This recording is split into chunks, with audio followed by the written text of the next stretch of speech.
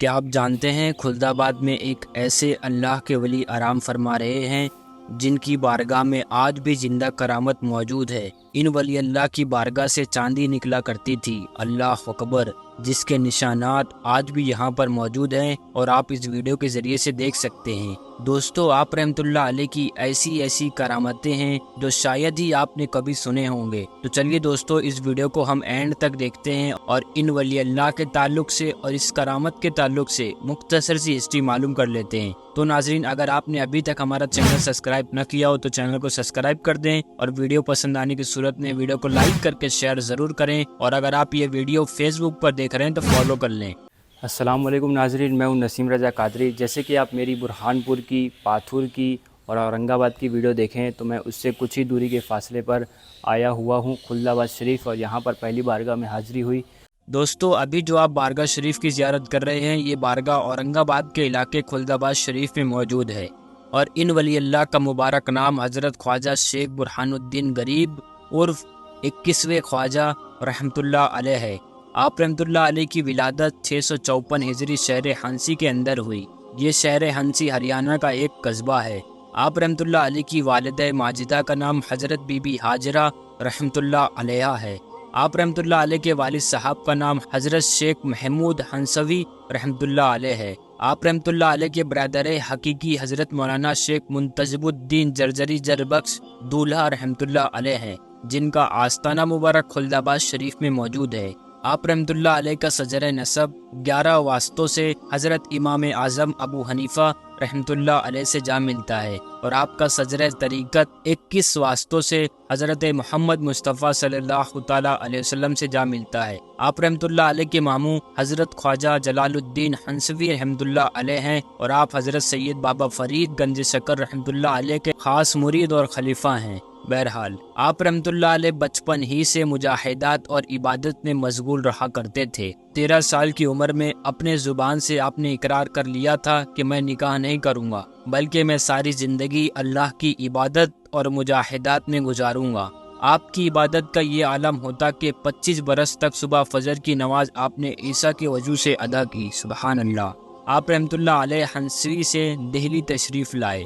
اس کے بعد آپ رحمت اللہ علیہ جب اپنے پیر و مرشد کی بارگاہ میں بیعت کرنے کے لیے گئے تو اس وقت آپ کی عمر شریف 19 یا 29 سال کی تھی۔ حضرت خواجہ نظام الدین اولیاء رحمت اللہ علیہ سے آپ نے عرض کیا کہ حضور، میں نے بیعت ہونے سے پہلے ایک خواب دیکھا تھا کہ میں خندق میں گرا ہوا ہوں اور کوئی ہاتھ پکڑ کر مجھے کھینچ لیا ہے۔ اس خندق کے تعلق سے حضرت نظام الدین اولیاء رحمت اللہ علیہ فرماتے ہیں کہ ہم نے اسی وقت تجھے مرید کر لیا تھا۔ حضرت خواجہ شیخ برہان الدین غریب رحمت اللہ علیہ حضرت نظام الدین اولیاء رحمت اللہ علیہ کے خاص مرید اور خاص خلیفہ ہیں۔ بہت وقت آپ نے اپنے پیر و مرشد کے پاس گزارا اور پیر و مرشد کی تعلیمات پر آپ نے عمل کیا، اور آپ نے ساری زندگی ذکر الہی میں اور راہ خدا میں صرف کر دی۔ آپ رحمت اللہ علیہ کے برادر حقیقی حضرت خواجہ منتجب الدین جرجری جربخش دولہا رحمت اللہ علیہ کا جب وصال ہوا تو حضرت نظام الدین اولیاء محبوب الہی رحمت اللہ علیہ نے اسلام کی تبلیغ اور لوگوں کی رشد و ہدایت کے لیے حضرت خواجہ برہان الدین غریب رحمت اللہ علیہ کو دکن جانے کا حکم دیا۔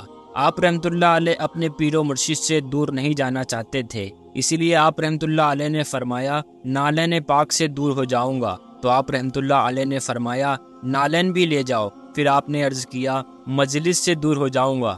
حضرت نظام الدین اولیاء رحمت اللہ علیہ نے فرمایا اس وقت مجلس میں جتنے لوگ ہیں سب کو ساتھ میں لے جاؤ۔ جتنے لوگ بیٹھے تھے تقریباً 700 اولیاء کرام، وہ سب حضرت کے حکم کی بنیاد پر دولت آباد، خلد آباد، دکن میں تشریف لائے، اور آپ نے اپنے ساتھ حضور نبی کریم صلی اللہ تعالیٰ علیہ وسلم کا جبہ، پیراہن مبارک، دیگر تبرکات ساتھ لے کر آئے۔ آپ ہمیشہ غربت کو پسند فرمایا کرتے تھے۔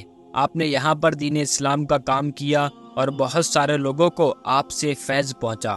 آپ رحمت اللہ علیہ کی بے شمار کرامتیں ہیں، لیکن انہی کرامتوں میں سے ایک کرامت یہ بھی ہے جو آج بھی آپ کے آستانے پر موجود ہے۔ اس کرامت کا واقعہ کچھ یوں بیان کیا جاتا ہے۔ آپ کے وصال کے 1 صدی گزرنے کے بعد اس جگہ پر قحط پڑ گیا۔ وہاں کے جو خدامین تھے ان کے گزر بسر کا انتظام نہ تھا، تو سارے خدامین حضرت کے آستانے پر حاضر ہوئے اور اپنا معروضہ پیش کیا، تو آپ رحمۃ اللہ علیہ کی دعاؤں سے اور نظر کرم سے اور آپ کے قدموں کی برکت سے خواب کے ذریعے سے بشارت دی گئی کہ انتظام ہو جائے گا، اور خدامین جب بارگاہ میں آئے تو آپ کے آستانے کے سامنے کی زمین سے چاندی نکلنے لگی، پھر اس چاندی کو کاٹ کر خدامین نے گزر بسر کرنا شروع کیا۔ یہ زندہ کرامت آج بھی آپ رحمۃ اللہ علیہ کی بارگاہ میں موجود ہے کہ آج تک ان پتھروں کے اندر سے اس نکلی ہوئی چاندی کے آثار آج بھی نظر آ رہے ہیں۔ جب تک قحط کا معاملہ رہا اس وقت تک چاندی نکلتی رہی، جب قحط ساری ختم ہو گئی تو چاندی اپنے آپ نکلنا بند ہو گئی۔ سبحان اللہ۔ دوستو، یہ تھی آپ رحمۃ اللہ علیہ کی مختصر سی ہسٹری جو ہم نے آپ کو اس ویڈیو کے ذریعے سے بتائی ہے۔ 12 صفر بروز منگل کو 738 ہجری میں آپ کا وصال ہوا، 23 صفر بروز بدھ کو سپرد خاک کیا گیا۔ اللہ تعالیٰ کی بارگاہ میں دعا ہے اللہ تعالیٰ ان ولی اللہ کے درجات کو بلند عطا فرمائے اور ہم سب کو ان کے سیرت پر چلنے کی توفیق عطا فرمائے۔ اگر آپ ویڈیو کے تعلق سے کچھ بھی کہنا چاہتے ہیں تو آپ کمنٹس ضرور کریں۔ اگر آپ اسی طرح کی ویڈیو دیکھنا چاہتے ہیں تو آپ ہمیں انسٹاگرام پر، فیس بک پر، یوٹیوب پر فالو کر سکتے ہیں۔ ماشاءاللہ ناظرین، یہ دیکھیے یہ آستانے کے ادھر سے چاندی نکلا کرتی ہے، دیکھیے زوم کریے، یہ دیکھیے بہت جگہ ہے، یہ دیکھیے یہاں بھی ہے، یہ دیکھیے ایک یہاں پہ ہے اور دیکھیے یہاں پہ بھی ہے۔ جس کا واقعہ ایسا ہے کہ سرکار حضرت برہان الدین غریب رحمۃ اللہ علیہ کے وصال کے لگ بھگ 200 یا 300 سال بعد یہاں پر خلد آباد شریف میں دشکال پڑ گیا تھا، تو کھانے کے لیے یہاں پر کچھ تھا نہیں، کھیت باڑی یہاں پر جو بھی ہے سب وہ ہو گئی تھی، تباہ ہو گئی تھی۔ تو سرکار کے خدام حضرات جو ہے آپ کے سامنے عرض فرمائے کہ سرکار ہمیں باہر جانے کی اجازت دیجیے کہ ہم باہر جائیں گے، کمائیں گے اور دربار کے خرچ وغیرہ کے لیے، زائرین کے لنگر کے لیے کچھ جو ہے اسباب پیدا ہوں گے۔ تو سرکار حضرت برہان الدین غریب رحمۃ اللہ علیہ نے خواب میں آ کر بشارت فرمائی کہ آپ کو کہیں جانے کی ضرورت نہیں ہے، آپ کا گزر بسر یہیں ہو جائے گا۔ آپ فجر کی نماز کے بعد میں یہاں پر دربار کے سامنے جو ہے چاندی کی 44 شاخیں دیکھیں گے، بولی 44 شاخیں ملیں گی، اسے کاٹنا بولے، اور اسے کاٹ کر جو ہے بازار میں بیچنا، پھر اس سے جو خرچ ہوں گا، اس سے جو آمدنی آئیں گی اسے پھر درگاہ شریف کا خرچ، لنگر وغیرہ کا اہتمام کرنا بولے۔ تو ویسے ہی ہوا، فجر کی نماز میں آپ کے خادم حضرات جو ہے نماز پڑھتے تھے یہاں، تو یہاں پر 44 چاندی نظر آتی تھی، تو وہ اس کو کاٹتے فروخت، اس کو کاٹ کے بیچتے تھے اور فروخت گزر بسر کرتے تھے۔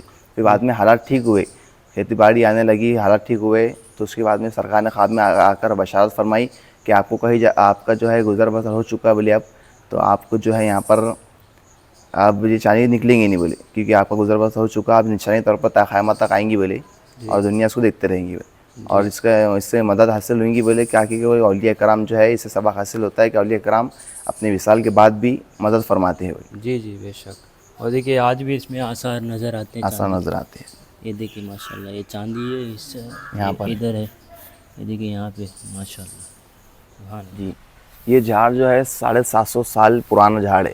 جی یہاں پر جو سرکار حضرت خواجہ شیخ برہان الدین غریب رحمۃ اللہ علیہ آرام فرمایا کرتے تھے، یہ آپ کی جگہ ہے، آرام گاہ ہے، وہاں پر مانی جاتی ہے۔ ماشاءاللہ، یہیں پر آپ ٹیک لگا کر آرام فرمایا کرتے تھے، ماشاءاللہ۔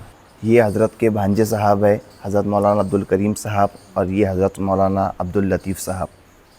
ماشاءاللہ، اور ان کے مزار بھی حضرت خواجہ برہان الدین غریب رحمۃ اللہ علیہ کے آستانے کے جسٹ بازو میں موجود ہے، اور ماشاءاللہ یہ مزار ہے مزار نواب میر قمر الدین نظام الملک آصف جاہ اول، حیدرآباد کے پہلے بادشاہ کا مزار ہے، اور ان کے بازو ان کی اہلیہ کا مزار ہے۔ ان کی اہلیہ جو ہے خواجہ بندہ نواز یسو دراز رحمۃ اللہ علیہ کے پوتری ہے۔ یہ حضرت خواجہ شیخ برہان الدین غریب رحمۃ اللہ علیہ کی ایک گود لی ہوئی اولاد ہے۔ آپ کا نام حضرت خواجہ قبول، خواجہ عبدالرحمن، خواجہ جلدخ اور خواجہ خیر الدین ہے۔ یہاں پر حضور کریم صلی اللہ علیہ وآلہ وسلم کے موئے مبارک شریف یعنی بال شریف کی زیارت کرائی جاتی ہے 12 ربیع الاول کی دن۔ یہاں پر کم سے کم 5 سے 6 لاکھ پبلک آتی ہے یہاں پر زیارت کرنے کے لیے۔